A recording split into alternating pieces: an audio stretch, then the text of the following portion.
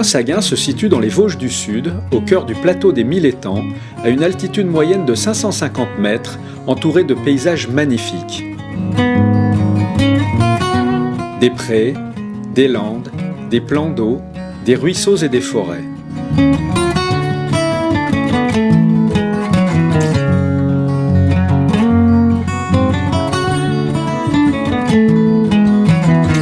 Au nord-est de la région Bourgogne-Franche-Comté, au sein du bassin versant de la Lanterne, le Brechin prend sa source à Belote-Saint-Laurent, passe par Fauconnier-et-la-Mer, Amages, Luxeuil-les-Bains et se jette dans la Lanterne à Ormoache.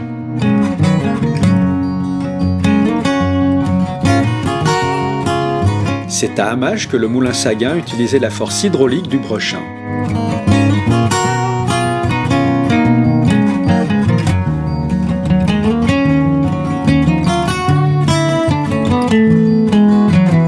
Le moulin est une bâtisse du XVIIIe siècle présente sur la carte de Cassini de 1740. Des cartes de 1825 attestent que le bâtiment était alors une scierie qui fut transformée en moulin vers 1860 par la famille Grandjean.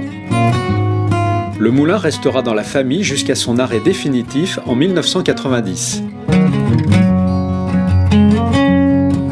Après la Seconde Guerre mondiale, le moulin fut modernisé pour fabriquer de l'aliment pour le bétail et cessa la production de farine. En 2013, la commune d'Amages l'a racheté pour en faire un espace patrimonial et culturel.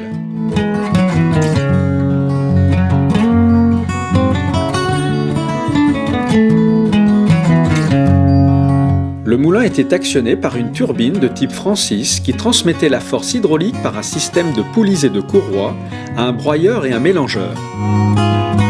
Le broyeur du rez-de-chaussée avalait le blé, l'avoine ou bien le maïs. Ces céréales étaient ensuite déversées dans le mélangeur au deuxième étage, redescendaient au rez-de-chaussée et ressortaient en mélange homogène au premier étage. Il était tributaire de la hauteur d'eau et ne pouvait fonctionner en cas de sécheresse ou lorsqu'à l'inverse, une trop haute hauteur d'eau noyait la turbine. À une époque où l'on parle d'énergie renouvelable, d'électricité verte, la question de la production d'hydroélectricité a été étudiée. Mais la hauteur de chute ainsi que le module de la rivière étaient insuffisants pour que le site puisse être retenu et modernisé. C'est ainsi qu'est né le projet de rétablissement de la continuité écologique par l'arasement du barrage. En effet, le seuil constituait un obstacle pour la circulation des sédiments et de certaines espèces de poissons emblématiques de la qualité des eaux que sont la lamproie de Planey et le chabot.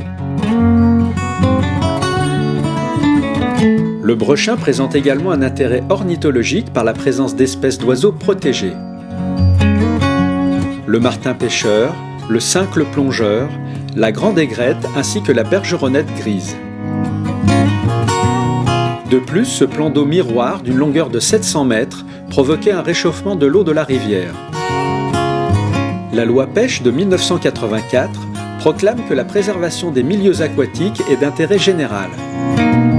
En 2013 est instaurée l'obligation de restaurer la continuité écologique en adaptant la solution au contexte local. Sur le site d'Amages, c'est l'arasement du barrage qui a été retenu. Un financement croisé entre les travaux sur la rivière et sur le bâtiment ont permis de remettre en état un bâtiment vétuste. La charpente a été entièrement démontée et remplacée.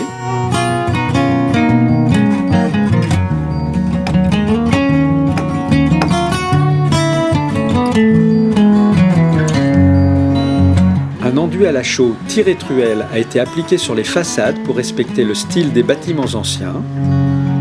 Les portes et fenêtres ont été changées. Le marché de travaux sur la rivière a été attribué à une entreprise spécialisée dans les travaux en rivière. Il a été utilisé une pelle araignée, des engins fonctionnant à l'huile bio et des filtres ont été installés sur la rivière pour retenir les fines liées au terrassement. Les travaux se sont déroulés à une période de sécheresse particulièrement favorable entre juillet et octobre 2018.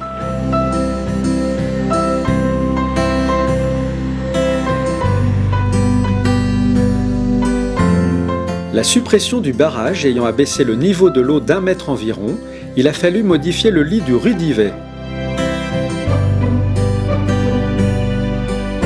Plusieurs scénarios ont été étudiés. Détourner le ruisseau dans le canal qui irriguait la prairie, creusement d'un nouveau lit passant devant le moulin. Finalement, les travaux ont consisté à rallonger le lit du ruisseau en direction de l'amont sur des parcelles de terrain achetées par la commune. Des méandres ont été créés sur le nouveau lit dans un souci d'authenticité naturelle.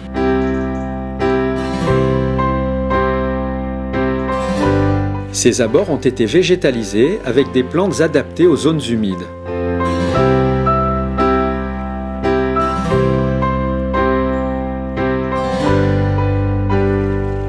Une prise d'eau sur le Rudivet a été faite pour alimenter un bassin devant le moulin.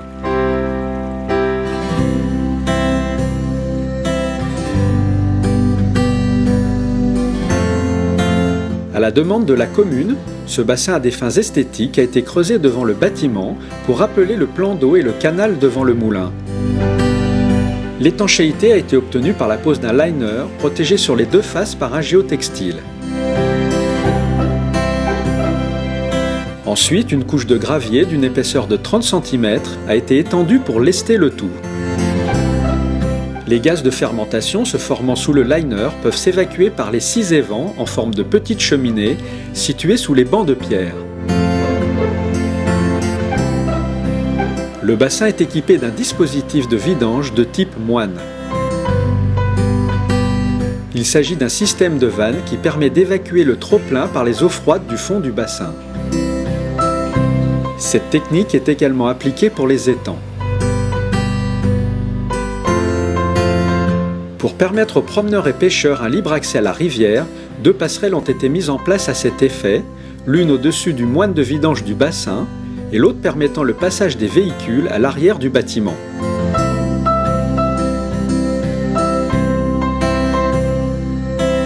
Elles permettent aussi d'accéder à un théâtre de verdure au milieu de l'ombre des peupliers.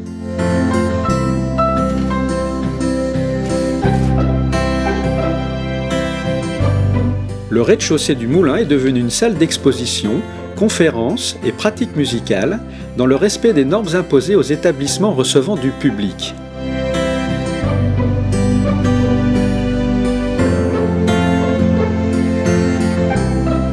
Au printemps 2019, le site a été revégétalisé pour reprendre son aspect naturel.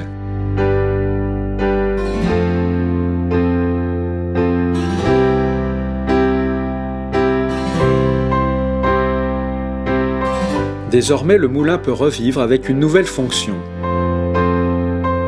Il enrichit l'offre touristique du territoire, il complète l'échappée des 1000 étangs mise en place par la communauté de communes des 1000 étangs, un circuit d'une 60aine de kilomètres au sein d'un environnement préservé.